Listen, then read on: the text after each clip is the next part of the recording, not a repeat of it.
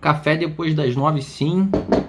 Vou fazer um texto curtinho agora, do Fernando Scaff. Na realidade, ele é como se fosse uma resenha de um texto do Nelson Saldanha, publicado na revista Ciência e Tópico, em 1986. O nome do trabalho é Ensaio, o Jardim e a Praça, ensaio sobre o lado privado e o lado público da vida social e histórica. O que quer dizer esse texto? Ele parece bem metafórico e começa a fazer comparações entre o jardim e a praça, né? O jardim é aquele ambiente onde você está com a sua família, a praça pública onde você se reúne, troca informação com outras pessoas, outros indivíduos, perpetua a cultura. O que na realidade ele quis fazer era uma analogia com o espaço privado e o espaço público, né? E aí, em determinados momentos, né, dependendo da ideia que está por trás, um plano de fundo da sociedade em relação a se é mais liberal, se é mais social, acontecem umas relações dinâmicas em que o privado se expande ou vice-versa, ou a praça pública se expande para o lado privado, né? O que seria o socialismo puro seria a praça pública sem existir nenhum jardim. Agora, por outro lado, se fosse um anarquismo, não existia ambiente de praça pública, não existiria ambiente de troca entre os indivíduos, ia ser cada um por si. Bom, ele traça essas comparações entre jardim e a praça pública para chegar também numa comparação posta por ele, pelo Fernando Scaff, sobre a questão do direito financeiro e do direito tributário. O que aparentemente ele se contrapõe, né? Que na realidade o direito tributário está cada vez mais interferindo no tamanho do seu jardim, né? Ele, ao contrário do que muita gente indaga, que dinheiro que ganha fruto do trabalho não deveria o governo mexer, na realidade o direito tributário ele vai e pega uma fatia para si. E para que isso? Para pegar o dinheiro para o direito financeiro, tratar das suas redistribuições de renda, das suas transferências, até mesmo da questão dos recursos invisíveis que vêm através de isenções, né? Aquele dinheiro que o Estado deixa de arrecadar. Enfim, essas políticas que fazem a praça pública se expandir e ter condições necessárias para uma vida em comunidade.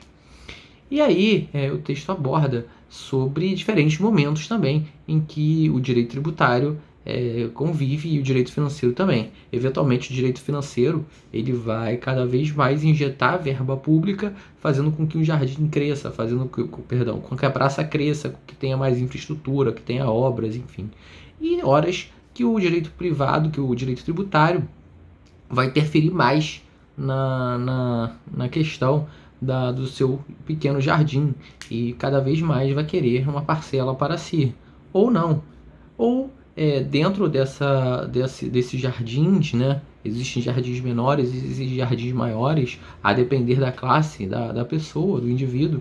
Existem jardins que deveriam ser mais tributados ou jardins menos tributados, e o texto, ao longo dos seus pequenos parágrafos, que na realidade o texto é bem curtinho, relata sobre a importância, né, que só com a progressividade que os jardins poderiam estar cada vez mais equilibrados, né, e as praças cada vez mais conservadas. Aqui o texto também dá um exemplo da questão da saúde pública, mas dá um exemplo geral para que sirva de fonte de outras situações, né? Aqui o caso foi o fornecimento de remédio para um paciente de HIV, que era obrigação sim do governo, sob pena de colocar o direito à saúde escrito pelo constituinte originário como uma promessa inconsequente. Na realidade, o governo tem a obrigação de arcar com determinados custos, sobretudo em prol da dignidade da pessoa humana. Portanto, seria tarefa do direito financeiro prover, separar uma verba, um recurso dos orçamentos para destinar para a saúde, e não só desse indivíduo que foi beneficiado dessa ação judicial. E o texto também relata que muitos dos indivíduos que necessitariam não têm acesso ao judiciário, e colocam isso como uma crítica que, eventualmente, pessoas que têm os jardins menores ou que não tenham nada, ou ainda que morem na praça pública, né, não consigam ter acesso a condições básicas, enquanto grandes pessoas muito ricas que têm jardins enormes conseguem ter acesso a questões básicas de uma forma muito mais fácil. Um exemplo que ele deu foi se supor uma possibilidade que a saúde pública, o SUS, fosse financiado por taxas, que são tributos eminentemente contraprestacionais, em vez de ser financiado por impostos e, enfim, algumas outras contribuições que têm os recursos vinculados ao SUS. A questão foi posta que seria ótimo, mas ótimo para quem tem recursos, né? E isso deixaria de lado a promessa do Constituinte de colocar a saúde como um direito de todos. Bom, tem um aspecto interessante que ele fala do indivíduo, do significado do indivíduo, mas que eu não sei se eu vou conseguir achar agora para falar, né? Mas enquanto isso eu vou enrolando aqui e achando algumas frases importantes. Que nesse texto eu não quis fazer anotações, mas apenas sublinhei algumas questões, para também estou experimentando fazer uma leitura mais dinâmica, sem escrever. Mas uma frase que me chamou a atenção foi que o privatismo brasileiro é um privatismo sem jardins, pela pobreza em certos casos, em outros pela falta de influências nesse sentido. Então, a nossa questão do setor privado aqui, da questão do espaço privado, é muito desenhada por essas desigualdades, né? Existem jardins enormes e gente sem jardim, né? Bom, consegui enrolar um pouquinho mais, mas estou vendo que não vou conseguir. Mais uma questão do direito tributário com o direito financeiro, que o Estado fiscal é quem paga que paga a conta do Estado social, né? Uma frase de Casal Tanabás: dever fundamental de pagar imposto. A questão de que a provisão, a função alocativa do governo,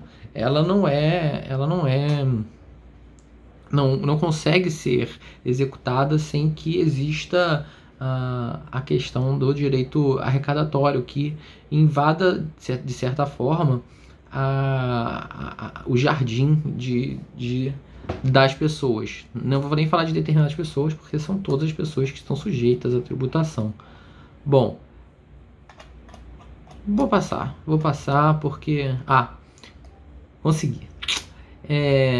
A questão do indivíduo, né, que significa o eu cindido, né, é a questão das pessoas cada vez mais se colocarem distantes umas das outras, né?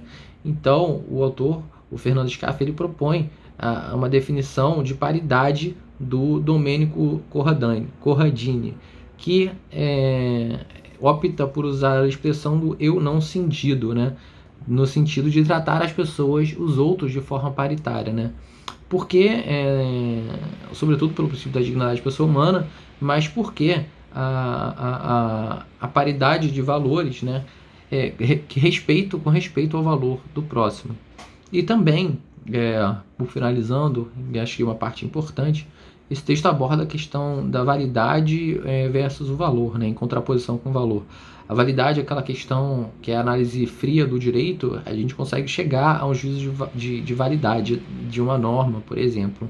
Só que o valor, que é algo intrínseco, que diz respeito ao conteúdo, muitas das vezes, por algumas teorias formalistas, é posto de lado.